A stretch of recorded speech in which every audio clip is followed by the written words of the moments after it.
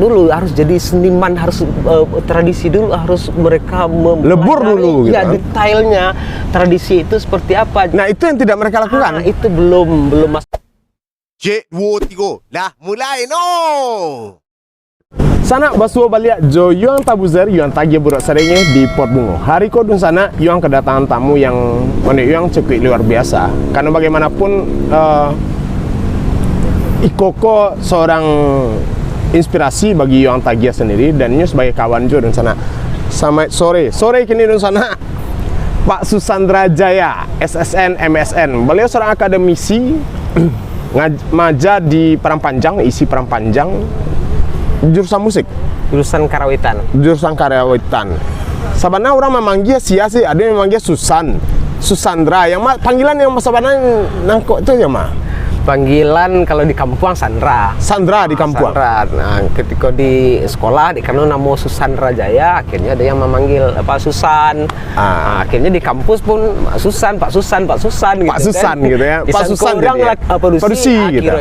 Laki-laki. Nah, itu manganya ambo hadirkan di sana. Itu dari kegelisahan Yuang sendiri melihat perkembangan musik di Sumatera Barat. Musik di Sumatera Barat kompleks kalau bicara musik. Kona Susandra Jaya. Susan maja di Karawitan ya? Di Prodi Seni Karawitan. Seni pertunjukan. Ya. Cerita sedikit. Basis perkembangan musik, terutama musik seni Minangkabau di Sumatera Barat saat kini. Oke, baiklah dun sana Port Bungo. Ya. Sebetulnya memang lah janji lah baru hari itu baru bisa terwujud yang rencana aja baru akhirnya itu baru terwujud. Baik, kalau menyikapi masalah kondisi saat ini, seni tradisi Minangkabau ada yang memang masih eksis dan ada yang sedikit berkembang, tapi ada juga yang mengalami ya semacam termarginalkan, terpinggirkan, dan lambat laun sepertinya akan mengalami kepunahan. Kalau masalah musik seni tradisi di Minangkabau. Yang seni tradisi, musik tradisi ya. Tradisi. Nah, ya sepertinya contohnya kalau yang berkembang saat ini ya rabab termasuk berkembang, randai termasuk berkembang, kalau salawai dulang berkembang di Pariaman, Indang berkembang, Ganang Tambuh berkembang, Ketumba, banyak seni-seni tradisi yang tidak berkembang, yang hampir punah. Yang agak mengkhawatirkan sekarang ini adalah rabab Pariaman. Di Pariaman ada rabab? Ada rabab Pariaman, itu dari rabab Galua namanya. Ayo rabab Galua. Ya, itu di Kican hampir punah. Hampir punah karena senimannya hanya tinggal 2 orang. Yang 2 orang, dan itu tua-tua. Dan itu sangat mengkhawatirkan. Kenapa muncul? Ya mungkin karena ruang bagi mereka seni tradisi itu tidak ada, sehingga tidak ada pewarisan atau tidak ada minat regenerasi untuk belajar rabab Pariaman itu, sehingga ya lambat laun memang tidak ada dapat perhatian, tidak dapat tempat ya. Itu menarik ada dua orang lah yang tinggal generasinya, dan itulah tua-tua gitu kan. Apa yang menyebabkan tidak ada regenerasi? Ya mungkin pertama masalah ruang ekspresi bagi seni tradisi itu sangat sempit. Kemudian juga masalah tingkat kesulitan musikalitas yang memang dibutuhkan seorang pemain rabab. Karena kalau di Pariaman, kalau pemain rabab yang belajar rabab Pariaman itu, pertama dia harus mempunyai tingkat musikalitas yang tinggi. Karena sambil dia menggesek, ini banyak nyijo. Nah, yang kedua, ini harus orang Pariaman. Harus orang Pariaman. Bakop itu? Karena dialeknya memang menggunakan dialek khas Pariaman. Tidak bisa dipaksakan orang luar Pariaman nio belajar rabab Pariaman. Oke, secara gesekannya boleh. Tapi dari penyampaian dendang dialeknya tidak bisa putih dinya. Akhirnya ini tidak berapa Pariaman jadinya. Susah untuk mengembangkan gitu kan. Yang ketiga, syarat untuk, kalau menurut Emboka, syarat untuk belajar rabab Pariaman ko urangnya pauta. Bako pota. Baru itu. Sabok orang pemain rababko ini akan menyampaikan kabar, dia akan menyampaikan apa yang terasa melalui syair, melalui dialeknya Piaman. Dan itunya eksplorasi dari Mota. Eksplorasi dari Mota. Mota itu akan melatih ucapan-ucapan yang memang khasnya Pariaman. Iya. Dan apakah tidak ada usaha dari pemerintah Pariaman atau Susan sebagai orang akademisi untuk melestarikan itu? Materi seperti itu tidak diajarkan di akademisi?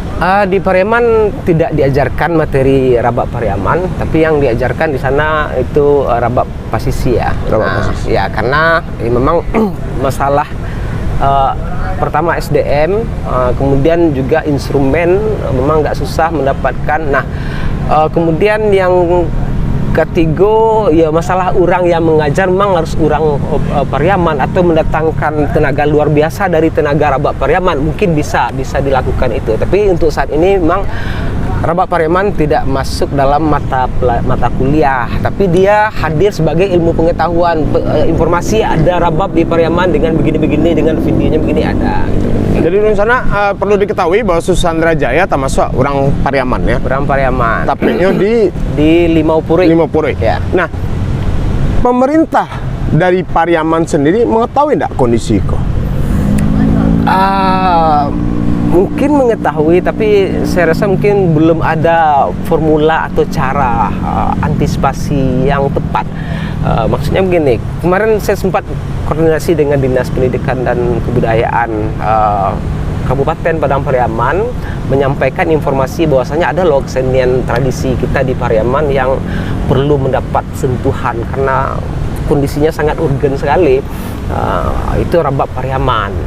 Kenapa? Karena senimannya dulu ada yang beradik kakak, ada Monen Mayu, meninggal seorang, tinggal seorang lagi, kemudian ada Pak Am kemarin. Nah, hanya dua seniman tradisi yang sudah tua dan dikhawatirkan beberapa tahun ke depan bisa tidak ada lagi rabab Pariaman. Nah, itu sudah disampaikan ke pemerintah daerah, khususnya Dinas Pendidikan dan Kebudayaan Kabupaten Padang Pariaman. Tapi saya nggak tahu apakah direspon atau sudah ada program yang dibikin untuk permasalahan seni tradisi yang kondisinya memang sangat mengkhawatirkan, perlu sentuhan cepat. Yo, merasakan itu sebenarnya bisa dilakukan bentuk workshop, diundang orang Nabaduoko, dikumpulkan anak-anak muda Padang Pariaman, orang Pariaman, dan bisa itu mungkin itu menjadi catatan penting bagi pemerintah Kabupaten Padang Pariaman terutama anak. Nah, itu kan baru Pariaman di sana. Banyak. Banyak di daerah sebenarnya barangkali banyak yang hampir punah. Banyak yang hampir punah ya. Kalau di Payakumbuh ya seperti ya mungkin Sirompa atau Kecapi, Sijobang juga senimannya sudah tidak banyak lagi. Gitu. Kemudian ada lagi Talempong Sialang ya. Mungkin ada lagi ya Sijobang Api-api ya. Karena seni tutur biasanya memang ya kalau seni-seni tradisi, seni tutur yang sifatnya kaba atau ya sastra, sebetulnya tingkat kesulitannya ada tantangan loh bagi orang yang belajar. Belum lagi masalah sastra, belum lagi musikal, belum lagi instrumen, penguasaan instrumen, apalagi seni tradisi itu memang yang mereka memainkan individu. Nah, itu tingkat kesulitan. Pak Susan sebagai seorang akademisi praktisi Nah, kan Wak Mancala kini banyak tumbuh kembang komunitas-komunitas musik yang berbasis tradisi di Sumatera Barat. Bah melihat perkembangan kini kok. Sesuatu yang memilukankah bagi Wak Basama Bapak itu di sana? Kenapa generasi muda nak mencoba melestarikan yang hampir-hampir punah, kemudian disadur dalam karya-karya mereka? Melihat apakah itu tidak dilakukan mereka atau bahas sih? Kalau untuk pergerakan yang dilakukan oleh baik termasuk alumni isi Parampanjang khusus pelestari, pembina atau pengembang seni tradisi di Minangkabau atau Nusantara, ada beberapa pergerakan yang sudah mereka lakukan. Pertama, masalah ya ada unsur revitalisasi, ada unsur pengembangan yang bersumber dari tradisi, tapi ada hal-hal yang memang belum tersentuh sama mereka. Misalnya bagaimana kontribusi mahasiswa atau alumni prodi seni karawitan isi Parampanjang, dia kontribusinya terhadap seni tradisi yang bermasalah seperti apa. Mereka belum sampai semaksimal itu untuk melakukan atau masuk ke ranah-ranah yang lebih dalam, karena mungkin masalah sebelumnya mereka mungkin ketika belajar di isi Padang Panjang, dia berhubungan dengan kreativitas, dia berhubungan dengan bagaimana mengembangkan, bagaimana sumber inspirasi tradisi dari seni di daerahnya masing-masing sebagai inspirasi saja dalam proses penciptaan karya baru. Tapi ada hal-hal yang memang belum mereka sentuh, bagaimana dia melihat kondisi tradisi yang dijadikan sebagai sumber inspirasi itu saat ini misalnya kan, itu belum Ya. Sebetulnya kan mungkin dengan terinspirasi atau menjadikan musik-musik tradisi sebagai inspirasi dalam karya-karya baru, sebetulnya itu bisa memicu untuk melestarikan yang asli kok kan sebenarnya. Iya. Nah, bisa, itu yang belum dilakukan gitu sebetulnya. Kalau sifatnya kalau pelestarian kan kita memang menjaga. Iya, menjaga, membentuk regenerasi penerus menjaga. gitu kan. Nah, kalau dalam menjaga ini sebetulnya mereka kan harus masuk dulu, harus jadi seniman, harus tradisi dulu, harus mereka lebur dulu gitu kan. Detailnya tradisi itu seperti apa. Nah, itu yang tidak mereka lakukan. Itu belum masuk. Ada sih yang sudah masuk bagi alumni yang memang putra daerah di sana, kemudian mereka sudah berkecimpung secara tradisional di sana, sudah ada. Tapi balik ke pertanyaan tadi, ketika tumbuh kembang komunitas begitu banyak di Sumatera Barat kini, sehingga masing-masing kabupaten kota pasti ada komunitas musik. Ya. Itu hal yang positif sebetulnya atau bahas sih Sandra Jaya? Untuk perkembangan, untuk perkembangan musik, kalau secara individu saya melihat memang perkembangannya positif. Individu, karena mereka mencoba menjadikan tradisi sebagai sumber inspirasi, sehingga muncullah penawaran-penawaran baru dari penafsiran ketika mereka melihat sebuah sumber tradisi. Tapi ada hal-hal yang kurang maksimal, artinya tanggung jawab mereka sebagai seorang seniman, akademisi, tentu mereka sebetulnya harus melihat seni tradisi itu masalahnya apa saja sih, apa yang membuat mereka kurang diminati, atau ada yang bermasalah, atau senimannya kurang dan segala macam. Nah, artinya seniman akademisi khusus alumni kita di isi Padang Panjang memang belum mempunyai kesadaran yang penuh terhadap pentingnya kehadiran mereka untuk memberikan semacam semangat atau semacam dorongan. Kalau boleh Ambo menyimpulkan, berarti mereka hanya mengambil seni tradisi untuk kepentingan mereka tanpa memikirkan baik bisa bertahan. Ada dua versi. Kalau saya melihat ada yang memang hanya sebagai inspirasi, karena kadang kreativitas ini kadang ada yang sifatnya liar, dia ingin ekspresinya yang lebih menafsirkan lebih jauh. Nah, kemudian ada juga keinginan mahasiswa kita itu atau alumni kita itu memang dia mencoba membina atau melestarikan atau menjadi hal-hal yang bernilai pada tradisi itu tetap bertahan di dalam kekaryaannya. Ada dua model atau dua versi penafsiran yang dilakukan oleh mahasiswa kita. Nah, hanya saja bisa saja efeknya bisa tradisi itu bertahap akan kembali diterima oleh masyarakat. Nah, kalau penafsirannya agak lebih jauh atau melenceng, akhirnya tradisi itu juga belum bisa diterima masyarakatnya. Jadi tahapan-tahapan pengembangan yang mereka lakukan atau inovasi yang mereka lakukan itu memang butuh sangat pertimbangan yang matang. Ya, akhirnya kalau kita menginginkan tradisi ini harus diterima oleh masyarakatnya, apa kiat-kiat yang memang kita butuhkan agar sumber tradisi yang menjadi inspirasi ini bisa diterima oleh masyarakatnya. Diterima oleh masyarakatnya. Jangan sampai beko yang terinspirasi dari musik yang berkembang di masyarakat, kemudian dalam bentuk karya baru, yang karya baru kok dipasok orang tentu bisa menerima. Belum bisa, seniman tradisi belum bisa, kecuali yang akan menikmati adalah seniman-seniman atau mungkin akademisi atau mungkin orang yang sudah mempunyai apresiasi yang tinggi. Ya mungkin gitu. Nah, tadi lah menyinggung tentang tamatan isi atau mahasiswa, karena itu kaitannya dengan dosen, kalau cawatannya dosen Indonesia. Nah, Ada yang ambo amati, dan itu mungkin bukan hanya ambo, tapi berapa kalangan selalu mengecek Modeko. Oh, anak isi musiknya pasti sama warnanya. Dalam karya tari saja saya nggak tuh anak isi itu mah. Mendengar musik saja, walau tahu itu anak isi, garap anak isi. Memang diciptakan mereka untuk menjadi seragam, atau apa sih yang membuat hal itu terjadi? Saya ingat tertanam image seorang, oh itu musik anak isi itu. Bisa dijelaskan enggak? Rata-rata malah bantu musik Susandra Jaya terang ada yang bawa sadonya. Pertanggungjawaban Susandra Jaya kini dalam hal itu. Coba mungkin barek-barek enggak sih pertanyaan Ambo? Ya, sebetulnya begini, mahasiswa dia kan melalui proses. Ya. Proses yang lambat laun bikin mereka akan lebih dewasa dan mendapatkan sebuah jati diri atau menemukan sebuah jati diri.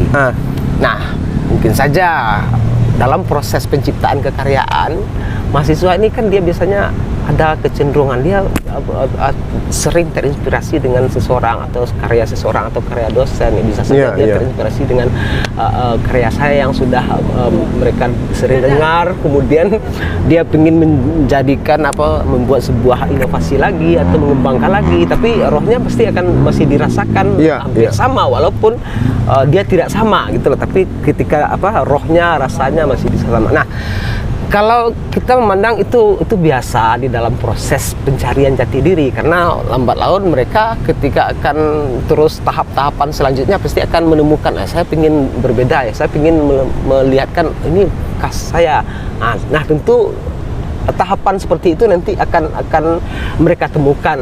Nah mungkin saja adanya kesamaan gaya atau roh yang mereka lakukan saat ini itu bisa saja pengaruh FLS 2N yang sangat marak kemarin. Nah ini efek lomba loh. Efek lomba memberikan sebuah sebuah image atau sebuah sasaran yang kalau pengen juara satu gayanya seperti ini lah. Dan itu sepakat enggak untuk yang itu? Tidak sepakat. Kenapa harus meniru? Kita kan punya cara, kita kan punya ya kalau dipikir-pikir di sana kalau musik FLS 2N di Sumatera Barat ini kok enggak bakal tutup-tutup bunyi dulu, enggak seru gitu katanya. Nah, ini kok ternyata diamati oleh Susandra Jaya. Dan rata-rata banyak yang bikin musik itu adalah anak-anak isi Padangpanjang. Kan? Mereka kan kerja di studio. Untuk FLS 2N mereka kerja. Kadang style atau gaya ya namanya karya 7 mini. Tapi sebetulnya itu sah-sah saja kan? Sah-sah saja dalam proses pencarian jati diri, pasti. Sah-sah saja. Kita tidak bisa menghendaki mahasiswa kita dalam proses awal atau 2 tahap, 3 tahap mereka sudah menemukan karya mereka, karya jati diri mereka. Tidak bisa kita tuntut seperti itu. Tapi ketika mereka memang tidak menciplak atau tidak mengambil materi yang sama dari karya-karya sebelumnya, mereka. Tapi kalau generasi muda yang sekarang yang mereka konsisten untuk berkarya, Susandra Jaya menemukan orang itu enggak? Artinya kadang-kadang senimanku serupa di sana. Ketika mereka menempuh pendidikan seni, kemudian bercita-cita jadi seniman, ketika mereka lah jadi PNS atau kerja di perusahaan, berkesenian itu tinggal gitu.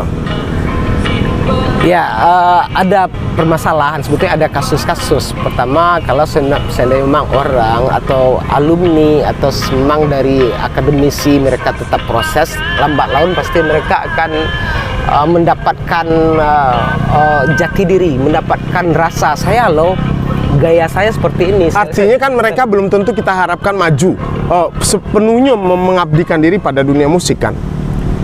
Ya, tidak sepenuhnya. Mungkin baru-baru kini kan? Karena walaupun mereka tamatan isi Padangpanjang kan tidak semuanya jadi komposer, tidak semuanya jadi koreografer. Tapi ada hal-hal yang memang berkecimpung dengan masalah kesenian, mereka juga bisa membuka ruang masing-masing, walaupun dia belajarnya di karawitan, ketika di masyarakat rupanya dia bisa mengelola, dia juga bisa ngajar, dia juga bisa membina masyarakat. Nah, gitu loh. Tapi itu kan tergantung dari pencapaian mereka setelah tamat, arahnya kemana. Nah, ada kalau Susandra Jaya di sana mungkin orang yang lah banyak berkeliling Indonesia dan mungkin dunia lah berkeliling. Namun pandang seorang Susandra Jaya terhadap ada semacam perbandingan barangkali. Bagaimana Sumatera Barat generasinya dalam masalah seni musik dibanding daerah lain? Apakah awak ketinggalan dengan mereka atau bahasanya? Untuk Sumatera Barat kita tidak ketinggalan. Malah mungkin kita yang memang menjadi perbandingan atau panutan beberapa provinsi untuk malah awak panutan gitu? Iya, karena ada beberapa style atau ada beberapa individu seniman-seniman muda ya, komposer-komposer muda di Sumatera Barat sekarang sudah bertumbuhan banyak dari sudah ada punya artinya sudah ada gaungnya. Nah, kemudian sudah direspon oleh tingkat-tingkat pusat dengan memanggil beberapa komposer yang makin eksis ya. Kemudian dia sudah mempunyai jati diri dan dia juga sudah mempunyai argumen-argumen komunitas-komunitas yang memang sudah mereka bikin sendiri dengan arahan, dengan konsep yang berbeda-beda, masing komunitasnya sudah ada. Gitu kan. Tapi ada fenomena yang buang mati. Baru-baru kok mungkin dari tahun tempatan sebab booming yang namanya lagu Lati.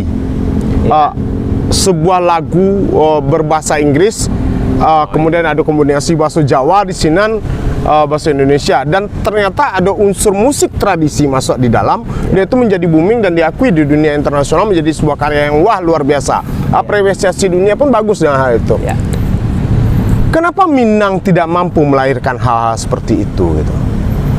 Apakah awak memang tidak punya SDM yang mampu memberikan inspirasi luar biasa untuk arah kesinan? Ini kok kan terkait dengan perkembangan musik populer lah kok. Lagu-lagu yang kemudian dikombinasi dengan ala-ala musik tradisi itu sendiri. Mbak Susandra Jaya melihat fenomena kok.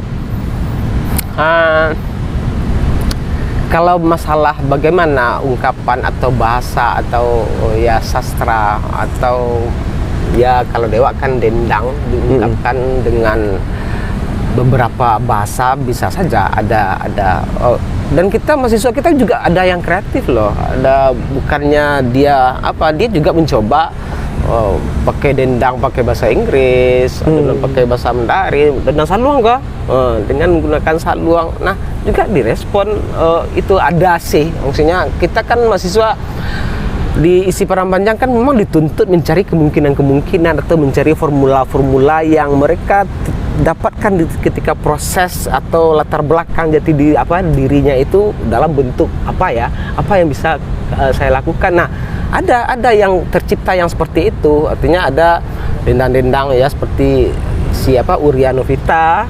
Dia mencoba pakai dendang bahasa Inggris, artinya koko. Kalau di sastra Minangnya artinya begini ya.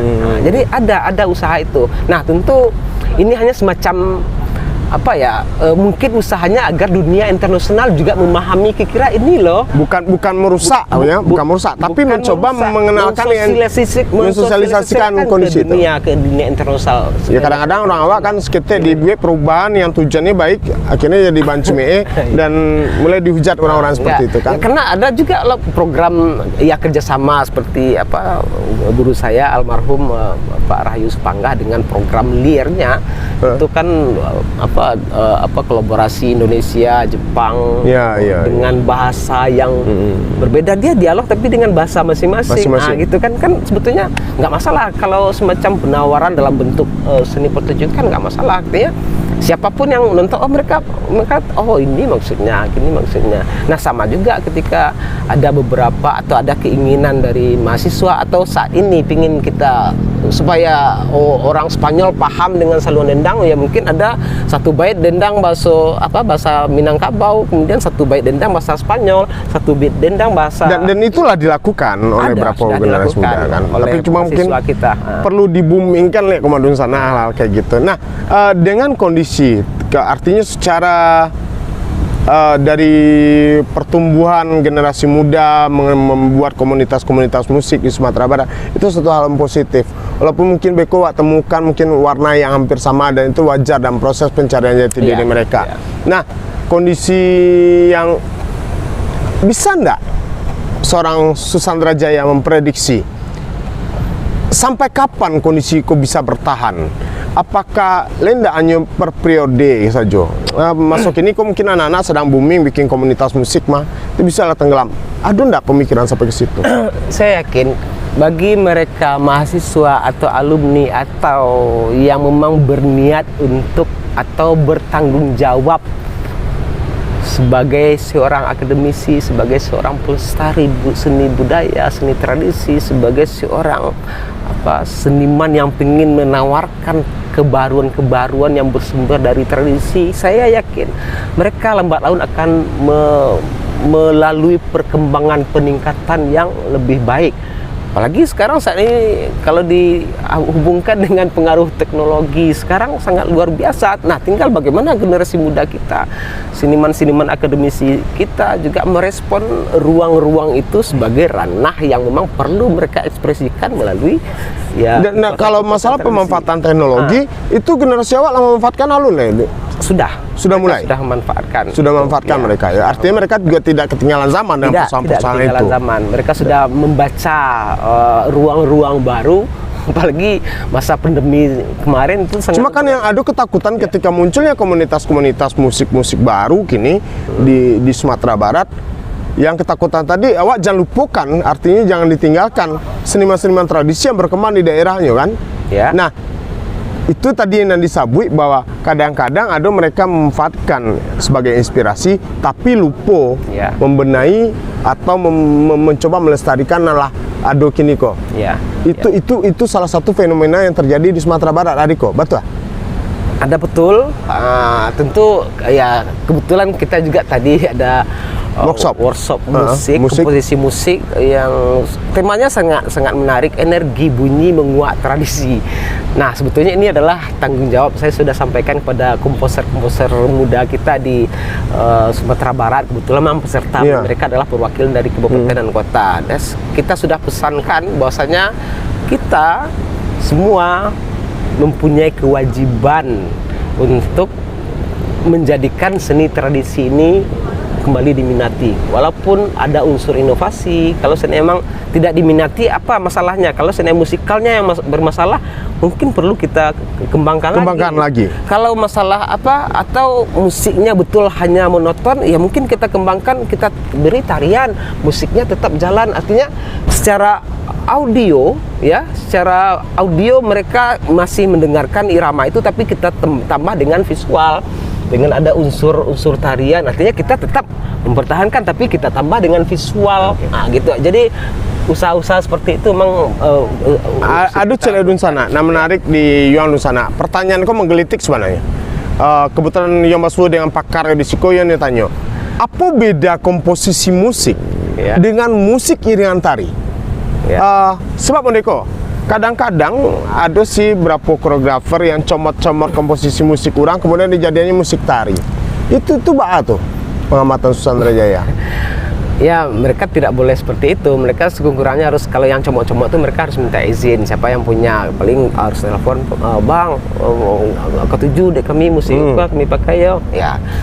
Oke, artinya secara penghargaan pada musik. Nah, tapi kalau tiba-tiba ada saja kemudian akhirnya orang tak kaji, kok musik siandu. Jadi memang. Nah, kalau musik komposisi musik yang lawa garap kemudian dijadi musik tari, masuk enggak ke situ?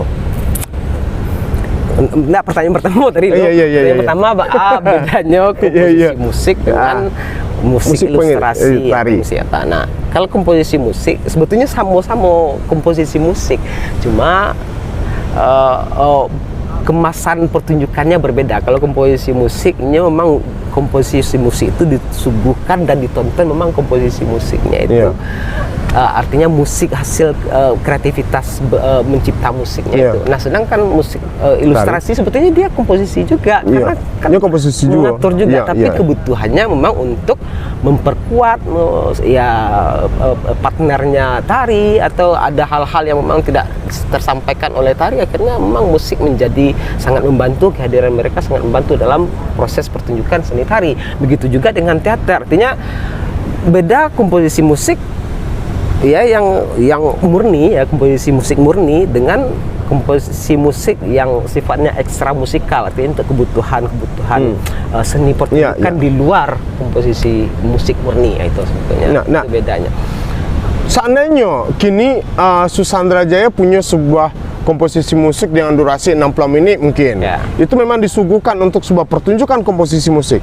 Kemudian tiba-tiba ambo comot sebagian mungkin dari komposisi musik tersebut, ambo jadikan musik iringan tari Yambo gitu. akan terjadi persoalan enggak dari Sinan? Ya terjadi persoalan karena Walaupun Ambo minta izin loh. ya minta izin ya artinya begini loh, saya sering ada yang minta musik itu untuk musik tari Pak, minta ya untuk itu, ada yang untuk musik film. Mereka memang menelpon, tapi saya sampaikan oke, kalau pingin dijadikan ini sebagai musik film, nanti beritahu bahwasanya musik ini adalah musik ini, sumbernya dari ini. Kadang-kadang kamu Iko, ketika komposisi musik pasti di Sinan tuh ada cerita, ada hal yang ingin disampaikan. Sebuah karya komposisi musik pasti ada menghasui. Kasarnya ada sinopsis, ada cerita, ada tujuan yang disampaikan dari karya tersebut kan? Ya. Kadang-kadang kan cocok dengan karya tari yang bercerita berbeda pulau gitu. Yang Cik bercerita tentang Siti Bairam dan Cik bercerita tentang Siti Nurbaya tarinya. Ketika musik Siti Bairam masuk ke Siti Nurbaya kan connect gitu. Ya. Bisa hal itu menjadi masalah sebetulnya kan? Ya masalah konsep musiknya dulu kan, komposisi musik itu ada yang diciptakan dia mengungkapkan atau menyampaikan pesan, ada juga komposisi musik itu diciptakan memang dia mengolah bunyi-bunyi yang bersumber dari satu tradisi, dia tidak menyampaikan pesan, dia hanya mengekspresikan bunyi-bunyi yang diinginkan oleh seorang komposer dalam mengungkapkan perasaannya. Begini loh, akhirnya muncullah karya yang berdurasi sekian. Nah kadang-kadang orang tari dia mendengar musik itu kadang dia terinspirasi, lamanya musik dia bilang dijadiin banyak yang itu, ini asik loh kalau untuk musik tari dari sekian sampai sekian. Ya kadang ada yang nelpon, bisa nggak? Ya boleh, tapi yang menjelaskan dia ngomong, tapi kalau tiba-tiba ada saja, bahkan ada yang ngambil full tanpa izin. Lah sampai lo keluar negari itu. Jadi memang akhirnya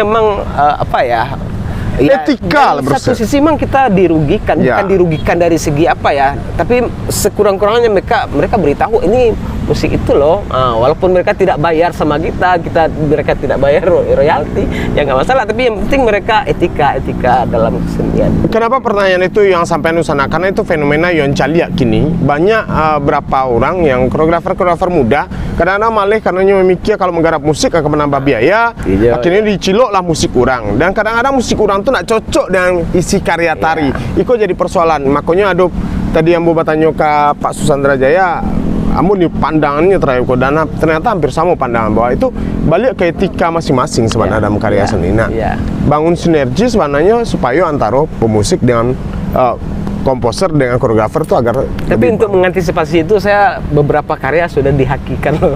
Oh sudah dihakikan.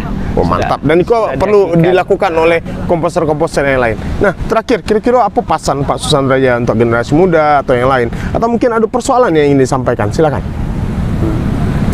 Ya mungkin pesan, ya bukan pesan ya, artinya mungkin niat kita bersama bagaimana seorang pelestari musik tradisi atau penggiat musik tradisi bisa merasa berkewajiban. Ini tanggung jawab budaya loh, tanggung jawab personal kita melihat bagaimana seni tradisi itu kembali diminati oleh masyarakatnya.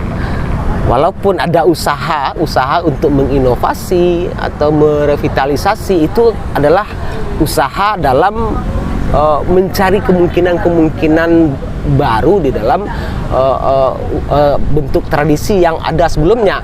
Tapi tanggung jawab kita bagaimana pandangan atau bagaimana usaha kita saat ini, kondisi tradisi ini perlu sentuhan, perlu kontribusi kita untuk menjadikannya diminati oleh masyarakatnya kembali. Nah tentu ada ya kalau kami di Siparambannya pasti riset dulu apa permasalahan yang menyebabkannya seperti itu, apakah kendalanya seperti kasusnya dengan Rabak Pariaman, mungkin karena ruang tidak ada. Nah kalau ruang tidak ada berarti memang untuk apa Raja Rabab kalau seandainya tidak ada tampek samojo latihan pramuka, latihan saja nambilo tampilnya. Nah, artinya begini, kita mungkin akan tiap-tiap ada kesempatan baik itu ketemu dengan pemerintah pusat atau pemerintah daerah, bahkan pemerintah nagari. Kita sampaikan, kalau seandainya Bapak ingin atau Bapak wali, Bapak camat Nio ingin seni tradisi kok memang bisa diminati atau disukai oleh masyarakat kembali, terbitkanlah peraturan nagari misalnya kan, agar tiap-tiap nambarale harus mewajibkan seni tradisi itu hadir walaupun cie. Kok rancak dua jadinya sudah tuh kok ada organ silakan organ, tapi kewajiban kita sebagai masyarakat ya, masyarakat di Minangkabau tentu perlu juga melihat tradisi kita ini, perlu sekurang-kurangnya mencalian ke generasi muda kok tradisi awak loh. Dengan sering mendengar barale itu tarangalo balik rabab, itu tarangalo ganan tambur, pasti generasi muda kita akan dilatih untuk bisa kembali menyukai lasuh lo rabab tuh, lasuh lo, karena selama ini ruang itu tidak ada ruang untuk mereka tampil. Maka nemu orang baraja kalau seandainya memang tampeknya dado, artinya mungkin salah satu cara adalah membuat payung hukum ya, agar mereka bisa ditampilkan gitu. Apapun jenis seni tradisinya. Kalau ada aturan yang rasanya peraturan nagari, peraturan desa, silakan daerah-daerahnya silakan bikin, artinya pasti ada ruang-ruang ekspresi bagi seni-seni tradisi di barale kau banyak kau tak? Iya. Biarlah ndak kok dibayar untuk beli minyak saja jadi jo, tapi yang penting kita menghargai bahwasanya kita punya tradisi yang perlu kita sosialisasikan ke generasi muda yang saat ini tidak mengetahui dengan kekuatan tradisi itu gitu kan. Ya. Lah, dari sini jale dun sana bahwa kalau ikut dibiarkan terus menerus akhirnya akan punah, dan itu salah satu rabab di Pariaman yang sebenarnya sangat riskan. Tidak hanya rabab, banyak. Iya, kalau kini kan yang nampak Dembok ini kok hanya 2 orang, salah satu contoh berarti kan 2 orang tinggal, dan itulah umur beliau pun lah tua dan generasi muda pun tidak ada meminati. Mungkin hal itu perlu jadi pikiran kita bersama, dan bukan hanya tugas pemerintah, tugas masyarakat di sekitarnya, lingkungan, pemilik dari kesenian itu sendiri, dan penting punya tanggung jawab. Penting. Mungkin itu saja Susandra Jaya. Terima kasih banyak ada di Ciko memberikan pencerahan untuk kita, dan kita akan bahas mungkin lewat waktu tentang hal-hal yang berkaitan dengan musik, yang hal yang lainnya. Boleh. Lah di sana Susandra Jaya, seorang akademisi dan juga praktisi musik di Sumatera Barat, lah hadir masuk di Pot Bungo. Kita tunggu tokohnya lainnya. Lah. Cik 2 3 lah bisa nak lah no lebih